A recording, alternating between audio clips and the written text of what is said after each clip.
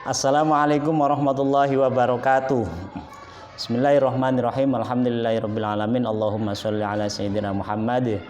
Anak-anakku sekalian, pada kali ini kita akan belajar tentang tajhizul jenazah atau mengurus jenazah.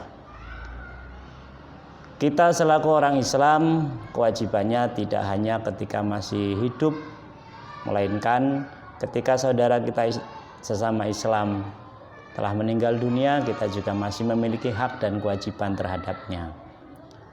Kewajiban kita terhadap saudara muslim yang telah meninggal itu ada 4. Yang pertama, memandikan jenazah. Yang kedua, mengkafani. Yang ketiga, mensolati jenazah. Dan yang keempat, menguburkan jenazah. Itulah nanti yang akan kita pelajari. Baiklah, yang pertama memandikan jenazah. Hal-hal yang harus diperhatikan ketika memandikan jenazah, yang pertama adalah membersihkan kotoran jenazah itu tersebut. Bagaimana caranya? Caranya adalah diantaranya kita meletakkan barang ataupun sesuatu yang agak berat di atas perutnya, tujuannya agar kotorannya bisa keluar. Dan saat memandikan nanti kita semua lubang-lubang yang ada pada mayit nanti dibersihkan dengan menggunakan alat-alat yang halus.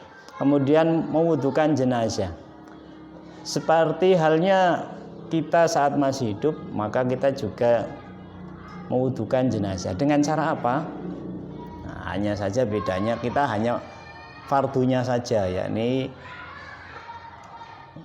niat. Nanti kita niatnya adalah mewudukan jenazah itu, kemudian membasuh muka dan sebagian kepala, tangan, kemudian yang terakhir kaki. Jadi fardunya wudu itu adalah niat, membasuh muka, setelah itu tangan dan sebagian kepala serta kaki sampai mata kaki. Selanjutnya di dalam memandikan jenazah kita harus juga memperhatikan airnya. Jadi airnya ketika memandikan jenazah itu minimal ada 3 macam air. Yang pertama, air bersih tentu sebagai menghilangkan kotoran-kotorannya. Kemudian nanti disabun, dan setelah disabun dibersihkan, nanti disiram dengan air yang dicampur dengan kapur barus atau daun bidara. Ini kalau sudah dalam keadaan suci.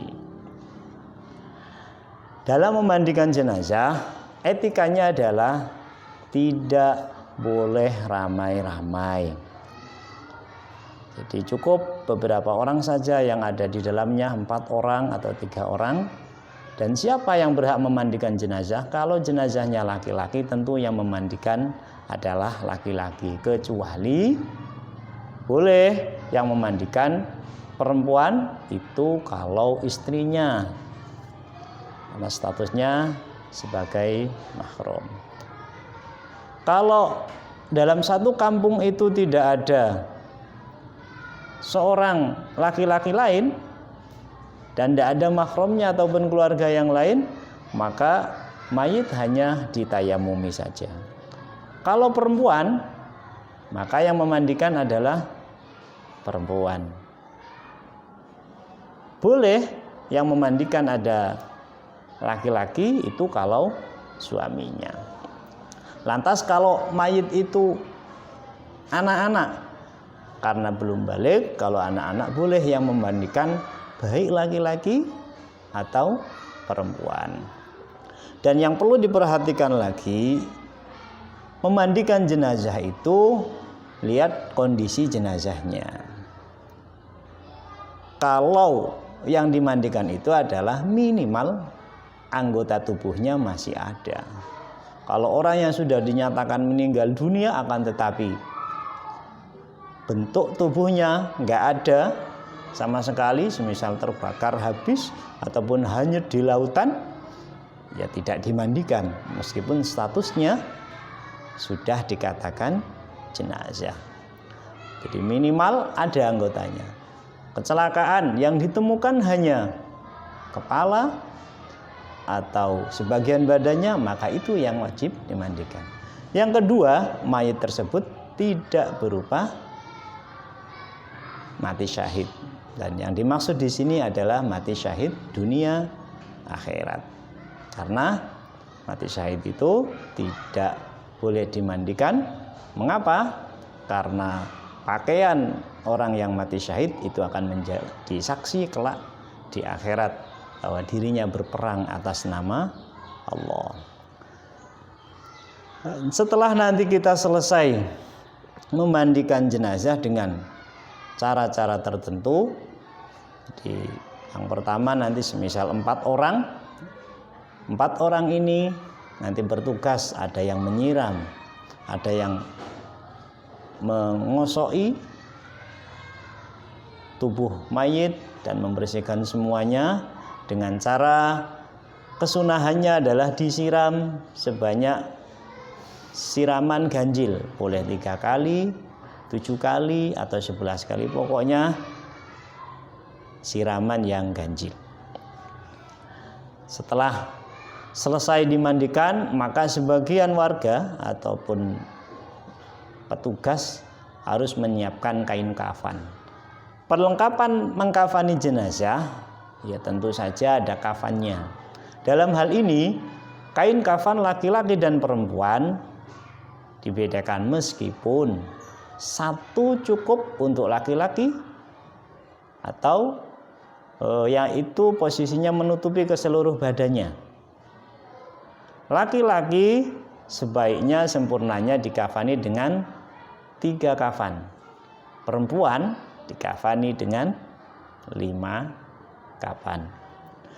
Dalam praktek mengkafani jenazah, semua lubang itu ditutup dengan menggunakan kapas, termasuk semua anggota sujud yang jumlahnya ada 7.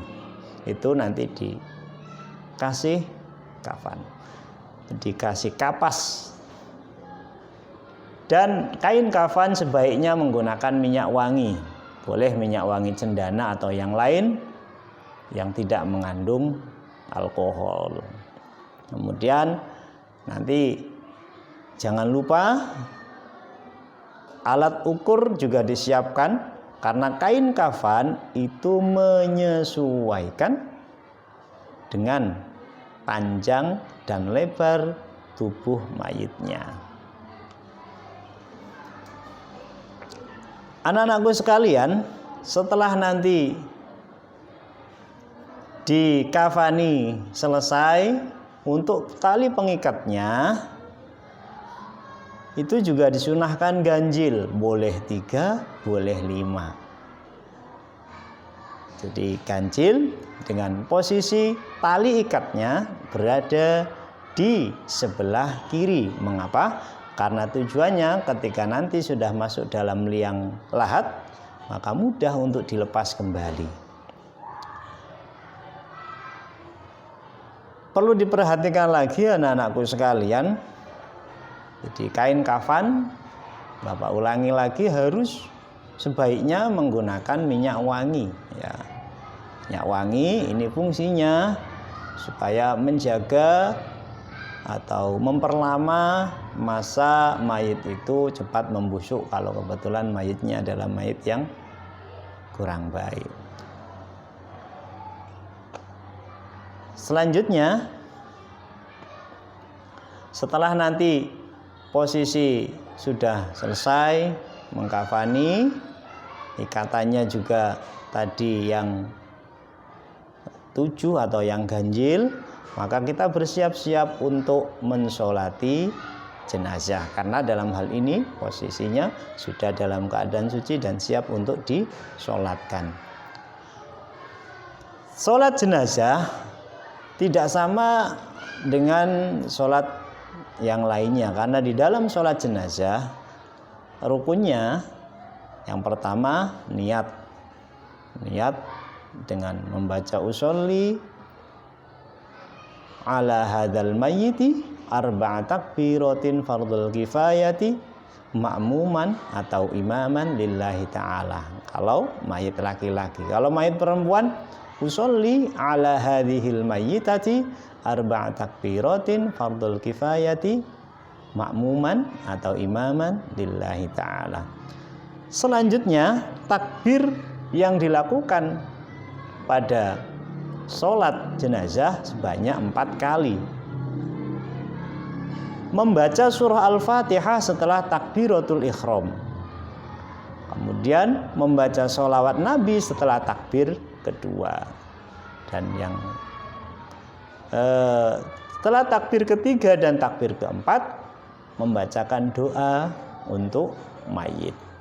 Baru setelah itu salam. Tidak ada ruku dan tidak ada sujud. Syarat sholat jenazah, semua yang menjadi syarat sholat fardu itu juga menjadi syarat sholat jenazah. Jadi harus suci tempatnya, pakaiannya dari hadas kecil dan hadas besar. Menutup aurat juga. Mayat harus dimandikan dan dikafani. Letakkan jenazah sebelah kiblat orang-orang yang menyolatkan, kecuali jika di atas kubur atau sholat ghaib, karena sholat ghaib itu mayitnya tidak berada di tempat. Selanjutnya, kewajiban keempat kita terhadap mayit adalah menguburkan jenazah. Segera dikuburkan kalau sudah disolati. Liang lahat dibuat seukuran jenazah dengan kedalaman kira-kira setinggi orang dewasa dan ditambah setengah